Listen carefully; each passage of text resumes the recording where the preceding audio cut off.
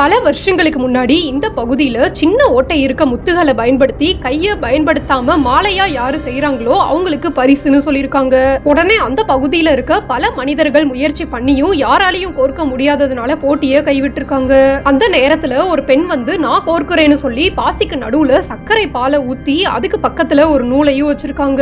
சில நொடிகள்ல அங்க வந்த எறும்பு பாசிக்குள்ள இருந்த சர்க்கரையை சாப்பிட்டுட்டு வெளியே வரும்போது நூலையும் சேர்த்து இழுத்துட்டு வந்ததுனால அந்த பெண் வெற்றிகரமா மாலையை உருவாக்கி இருக்காங்க.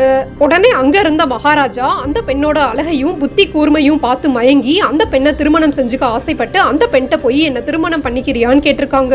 உடனே பதறி போன அந்த பெண் உங்களை திருமணம் பண்ணிக்க எனக்கு விருப்பம் இல்லைன்னு சொன்னதுனால மகாராஜா அந்த பெண்ணை திருமணம் பண்ண சொல்லி வற்புறுத்தி ரொம்ப துன்புறுத்தி இருக்காங்க.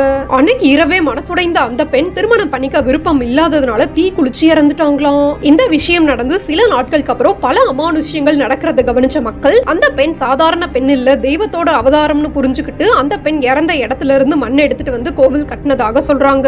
இந்த சாமியோட பேரு முத்தால பரமேஸ்வரி அம்மன். பரமக்குடியில இந்த கோவில் இருக்கு.